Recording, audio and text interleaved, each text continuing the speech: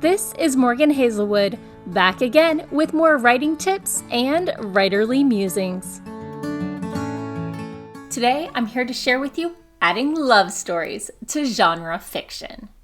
Welcome to part 1 of my virtual Balticon panel notes. The panelists for this were Mary Fan, L. Marie Wood, Ted Weber was the moderator, our guest of honor, Wen Spencer, and Ken Schrader. So, first off, balancing the story and the romance. In romances, the romance is the point of the story. In genre fiction, here defined as science fiction and fantasy, the intrigue, the adventure, the mystery, what have you, is the point. And the main characters' relationships are often what makes the victory possible, be they romantic or otherwise. Caveat, the romance has to be authentic, which is the keyword of this entire panel notes. When it's shoehorned in for the sake of the plot, it falls flat. Thank you, Attack of the Clones. Stakes are why people read, and most stories have 3 types of stakes, and each scene should contribute towards at least 1, possibly 2. The best ones have all 3 types of stakes involved. First, external or physical, saving the world, defeating the baddie. Second is the internal stakes. This is fighting against one's own internal conflicts, overcoming backstory or internal weaknesses. We all have our strengths and we all have our weaknesses, and overcoming them is a great thing for characters to learn to do, and for us actually, but we're talking about stories right now. And the third type of stakes is emotional. The main characters' relationships with other people, be they family or romantic or otherwise, how they interact with people and, where they put their importance.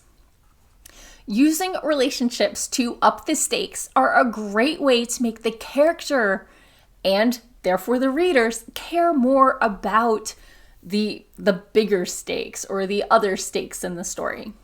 So, when you're adding romance, a lot of people make the mistake of thinking that romance needs to be gooey, lovey-dovey bull. Most of these people are unfamiliar with romance as a genre, but think about reality. Most people in the real world have some sort of romantic relationship. Not all, some wanted or unwanted, but the smitten adoration phase is not the predominating feature. And using romance in genre fiction is, here we go again, all about authenticity. You want to show the struggles. You want to show the conflicts, the good parts, all mixed together. Life is rarely one thing only. Very often, it's a mix of things at the same time. Some good, some bad, some conflicted. So when people go to add romance to their genre fictions, there are some common mistakes people make. The biggest one is not making the love interest a fully realized 3-dimensional character. The love interest needs to be more than just handsome or pretty. They need to have interests and goals outside of support the main character. And you need to show why both characters are interested in the other. Don't skip on showing the non-point of view characters, smitten and reasons. Otherwise, you end up with the Mary Sue and the boys keep throwing themselves at her for no determinable reason, etc. So you've decided you're going to add romance, you want to up the stakes, you want people to care, you've fleshed out your main character.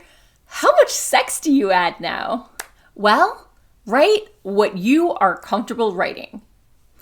You can do a little foreplay and skip straight to the fade to black, or you can be explicit. just know that you might have your mother or a reader read your scene aloud to you either tomorrow or in 10 years. Both real incidents that happened to panelists on this panel. So determine whether or not you would be too embarrassed if they read that aloud to you. It's okay if hearing it aloud would embarrass you, but you have to be comfortable knowing it's out there. And when you write these scenes, no matter how much you choose to show, you need to be authentic. Just like with romance, the sex needs to feel like it would actually happen between these characters for those reasons. You can't just be like, ooh, we need some spice, let's throw in a sex scene. It's got to be authentic. It's got to come from the story. It's got to come from the characters. Erotica is porn, but for books. Romance is about the emotions and the character interplay. Make sure you focus on what you want to show. So that's the sex part. That's all I'm saying there. Ways to add relationships. Clearly, you can have the two characters that just keep running into each other or are forced to work together. Just don't have that character that exists just to flirt, either as like a foil or a love interest or whatever, and only flirts because of a tragic backstory. They're overdone. Give them a fresh take. Short fiction is not made for the slow burn. And sometimes novels don't really have the space for a slow burn. So if you're writing short fiction or not, it can be easier to build a relationship with people who already know each other, who have a backstory. You can give enough context with 2 sentences and save yourself chapters of backstory.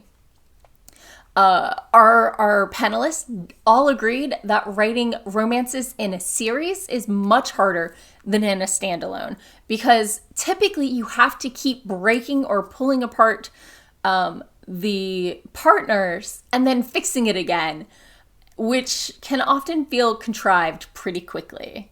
So figure out how you want to do it. It can be hard, and just acknowledge it's hard. And it's not supposed to be easy. If it were easy, everyone would do it. So, what do you do when there's some genre in your romance instead of the other way around? Romance novels have certain story beats and pacing and trope expectations that the readers expect. Genre fiction has certain story beats and pacing and tropes that are expected by their readers. When you find the biggest backlash against romance in genre fiction is typically when the romance, when the genre novel hits the romance pacing and story beats instead of the genre ones. Knowing which of these story beats you're hitting can help you market the story right and find the audience where your story is going to find a comfortable home. If you market it as a romance with sci-fi elements, then you're going to want the romance to be predominant. If you want to market it as a genre story with romance, you need to hit the genre story beats.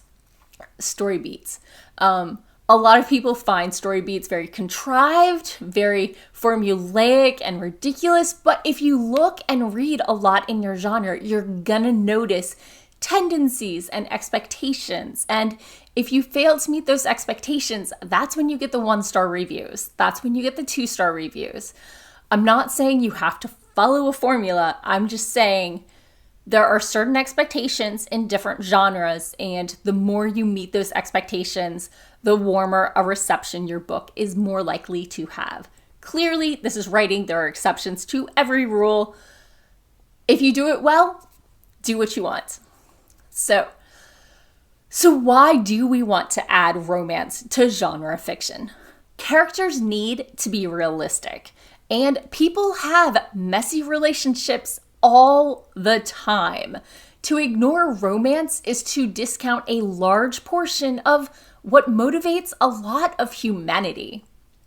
Meanwhile, genre fiction is a great place to explore the limits of what a relationship can look like.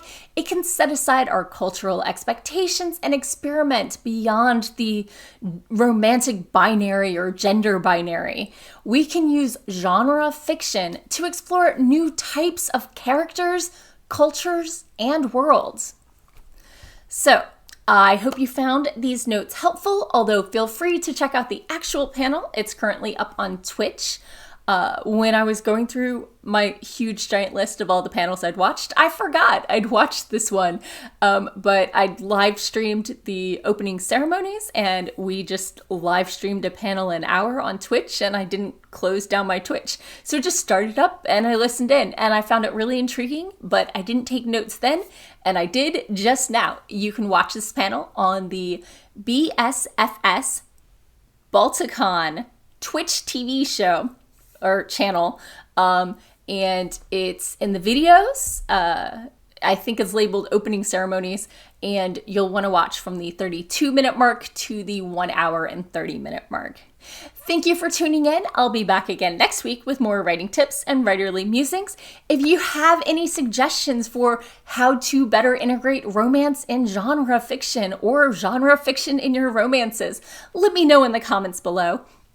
And as a parting thought, Lois Bujold's Vorkosigan series was credited as a series that did it right, as she won a Hugo for Best Series. I'm pretty sure they're on the right track there. So thank you for watching, and see you next week. Bye-bye. And that's all for today. Thanks for listening. If you enjoyed this episode, hit that subscribe button and share it with all your friends. It goes a long way towards helping people find me. And I'll be back again next Monday with more writing tips and writerly musings. Bye-bye.